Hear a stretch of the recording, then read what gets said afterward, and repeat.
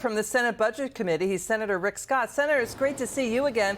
You know, Senator, is it goodbye Bidenomics? Because every single month this year, the initial and much better jobs number has been revised down after the fact. We're talking hundreds of thousands of jobs created out of thin air. That's what's vaporizing before our eyes. What's going on? What do you think? Well, it sure looks suspect when they put out a number and they tout these numbers. Then when they have to go back and revise them, they're down. And as you know, there's two different surveys. The household survey, is where they talk actually to real households. Take August, we lost 80,000 full-time jobs and added 32,000 part-time jobs. So we actually lost jobs.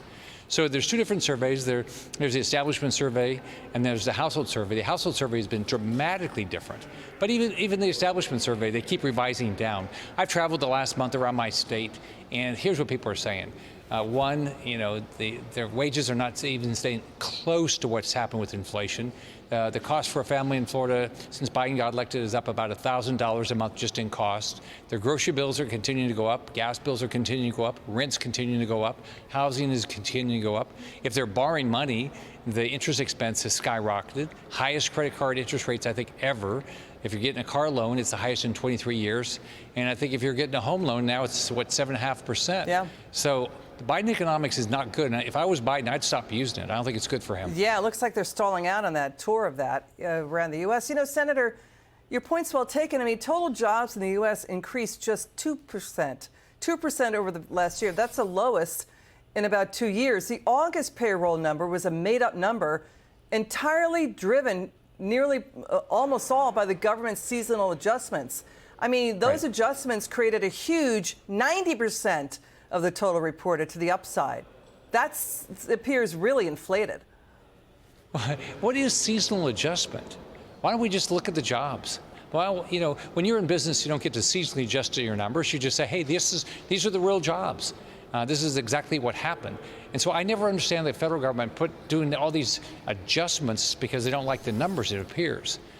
So I think you ought to look at the household data numbers, and we'll show you is actually what people are saying. When they go to the households, they're saying, one, we're not getting jobs, and if we're getting jobs, we're getting part-time jobs. Yeah. And our wages are not staying up with inflation. It's simple. Let's stay on that point. There are now more than 8 million people working more than one job. That's just about what was happening, during the COVID pandemic. That was a record. Let's watch the hemming and hawing by the Biden team and watch Nancy Pelosi here.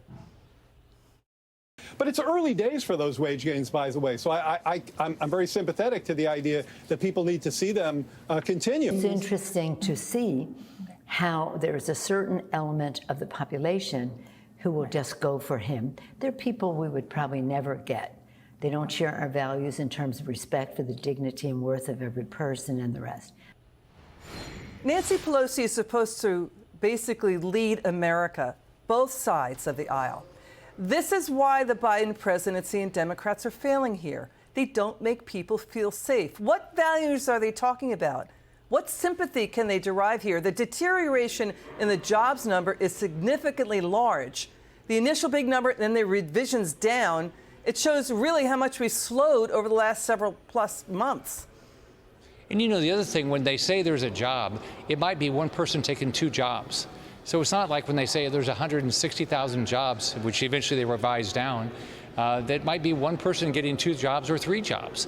The numbers are just a joke. Talk to Americans. Talk to Americans. What they'll tell you is there's less full-time jobs, there's part-time jobs that don't pay as much, and the inflation is killing them.